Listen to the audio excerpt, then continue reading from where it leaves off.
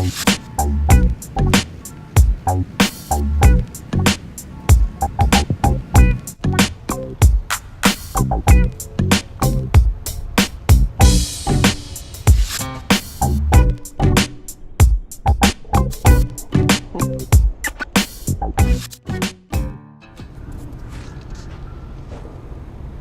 house there.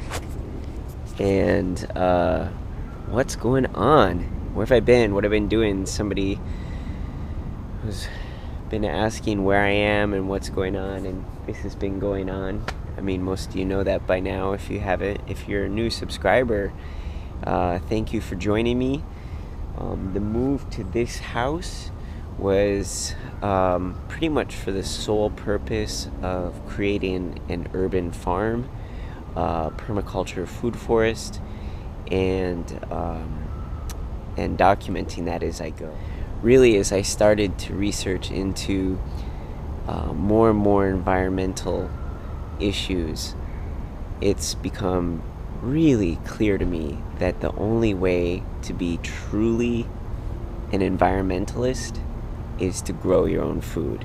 Being vegan is not enough. Being a fruitarian is not enough. But actually producing your own food to sustain you, at least like 75 to 85% of your own food, so that you have a zero carbon footprint. And that is going to be where the revolution is at. If you don't have your own land, you can get land. It's not just for the rich, but you have to work the angles.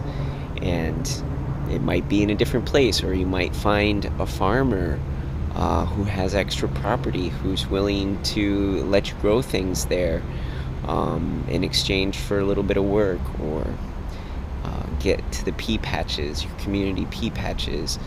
There's all sorts of different ways. Growing in pots. You don't have to own land to grow a lot of food to sustain yourself. So I really think that that's where the movement's at. I think that if you're buying mangoes from Chile, it's not enough. I think that that's a good start. It's better than eating a steak every day. But in the end, for where our environment is and where our earth is at, that's just a stepping stone. The real movement has to keep going. And we have to, as much as we set examples to other people, also show that coming back to growing your own foods, creating sustainable food systems, creating amazing abundance is possible and easy with very little. You may or may not know this, but I grew up on a farm, and most of my extended family are farmers. I have had dairy farmers and sheep farmers and potato farmers as extended family. And the people where I grew up, this is what you did. You grew your own food, and you canned and froze and preserved things, and you had root cellars, and you didn't go to the store a lot. You didn't buy all the processed crap. Going to the store meant getting like a big bag of flour and some Crisco or something like that. And I think that my generation specifically, and our generation, has made that departure and lost its connection to food, and now is just in this system of food production. So I really think that taking back our food production, and being in touch with the plants, being in touch with the earth, being part of what nourishes you is really important. Every other animal in the world nourishes itself, nourishes its family. And I don't believe for a second that we should depart from that. So that's part of my philosophy. But ultimately, I came to the conclusion that my best efforts were definitely directed on myself, and taking accountability for myself and my own actions first, and just sharing that journey, because the real change, as we all know, starts with you. So that is where we're at right now.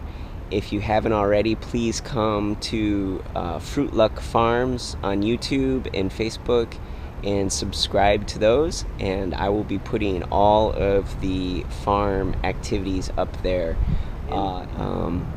And we got big projects coming up this weekend.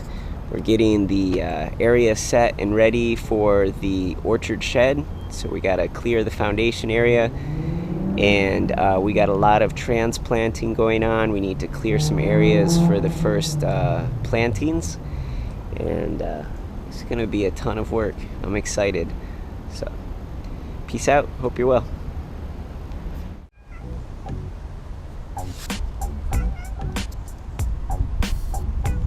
What's up, kitten? You like the new place? Is it nice? Lots of woods for you?